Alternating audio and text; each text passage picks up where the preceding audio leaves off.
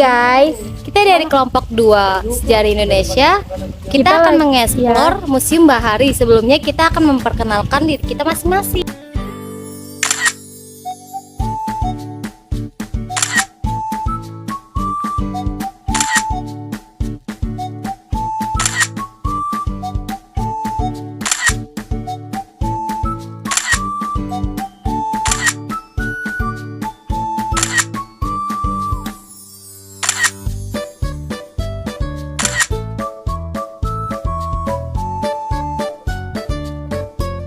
Perkenalkan, nama saya Vanessa Sindiolia.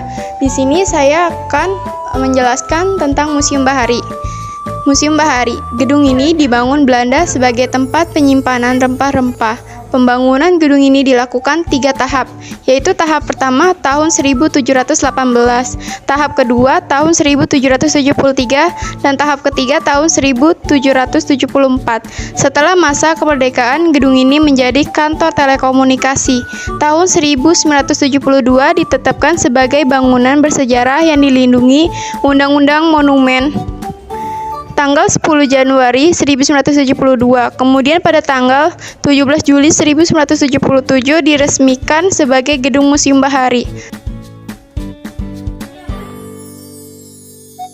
Oke, di sini saya akan menunjukkan meriam VOC yang pertama kalinya. Di sini ada banyak jenisnya, guys. Ada 1, 2, 3, 4, 5, 6.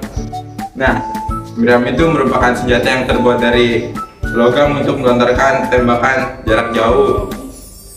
Meriam pertama kali digunakan oleh Kerajaan Inggris untuk melawan Perancis pada tahun 1436 dalam rangka penyerangan terhadap wilayah Calais dalam rangka perang 100 tahun.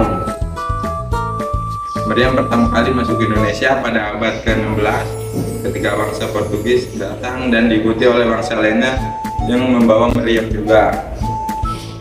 Berdasarkan bentuknya, meriam terbagi atas 3 jenis, yaitu meriam bumbung, coak, dan lela. Sedangkan berdasarkan kegunaannya, meriam terbagi menjadi 3 jenis, yaitu meriam kapal, meriam banteng, dan alderi. Halo guys, kita akan menunjukkan ini loh, paspor pelaut, dan di samping saya ada piring yang merupakan simbol prestasi masyarakat dalam pembuatan pinisi Nusantara, dan selanjutnya ada paku peringatan 100 tahun Trans Canada. Paku ini hanya diberikan kepada 3 peserta Vancouver Expo yang dipandang paling spektakuler dan selaras dengan semangat penggunaan Trans Canada Railway. Guys, di sini kita ada di pengemudi kuning. Pengemudi ini diletakkan di sisi kiri dan kanan kapal yang berfungsi sebagai pengatur arah kapal, menjaga kestabilan dan mengimbangi kecepatan layar. Kadangkala, pengemudi guling juga berfungsi sebagai pengukur kedalaman perairan display dalam ukuran sebenarnya. Jadi saya bakalan ngejelasin ini. Di sini ada bakal jukung. Bakal jukung merupakan perahu cikal bakal jukung yang masih berada pada tahapan awal pembuatan. Perahu ini berasal dari Kalimantan dan Melayu. Perahu ini dibuat untuk mengeksplor sungai-sungai yang berada di sekitarnya Kalimantan, Banjar, atau Melayu. Jadi jakal jukung ini terbuat dari kayu yang dikerok menggunakan belayung tengahnya.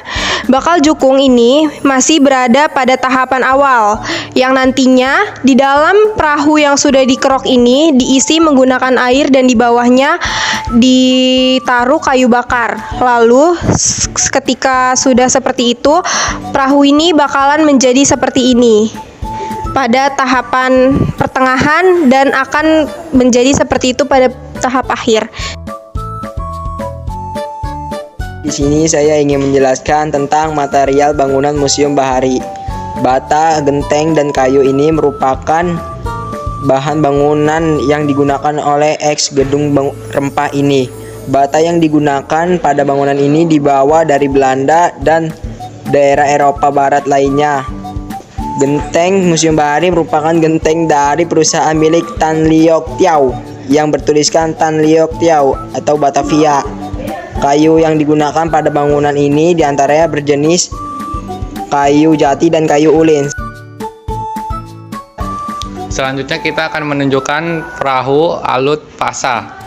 Alut Pasa merupakan perahu tradisional asal Kalimantan Timur yang memiliki arti wayah harfiah. Perahu panjang. Perahu ini digunakan oleh masyarakat suku Dayak dalam upacara adat, acara penyambutan tamu adat, serta upacara lainnya. Perahu ini merupakan perahu yang sederhana, oleh karena itu dilengkapi dengan layar tinggi dan cadik, tetapi hanya mengandalkan dayung sebagai tenaga penggeraknya. Sebagai contoh, masyarakat Dayak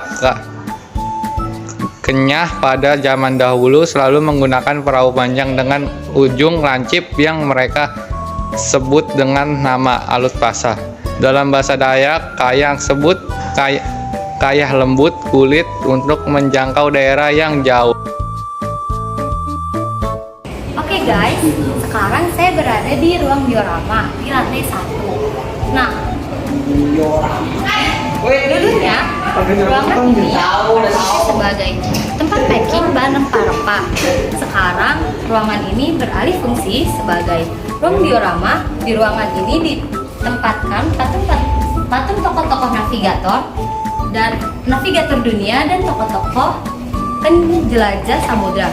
Selain itu, di ruangan ini dipamerkan secara khusus yang mengandung edukasi para wisatawan yang datang ke sini tentang rempah-rempah yang dicari oleh bangsa Eropa atau para penjajah yang rela datang ke Indonesia.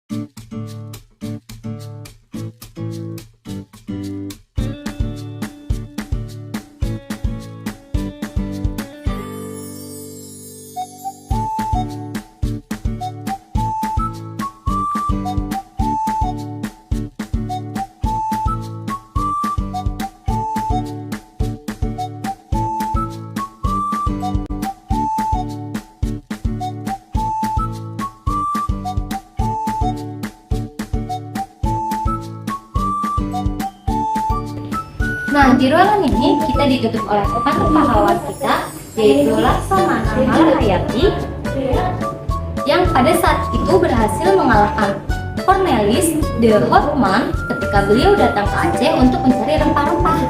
Oke guys, di sini saya akan menjelaskan ada di tembok kota Batavia yang memiliki jalan setapak. Ini berfungsi sebagai tempat patrolinya tentara kompeni untuk menjaga harta karun mereka yang berupa rempah-rempah yang tersimpan di Museum Bahari.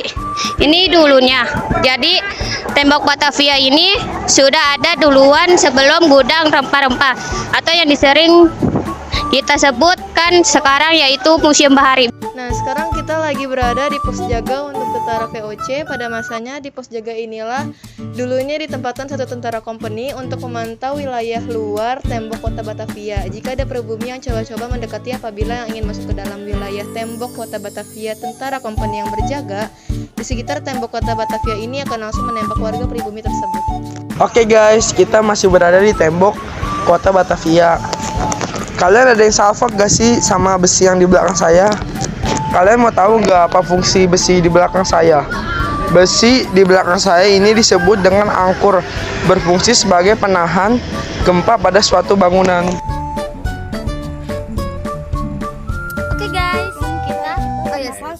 sekian dari kita. Terima kasih. See you next part.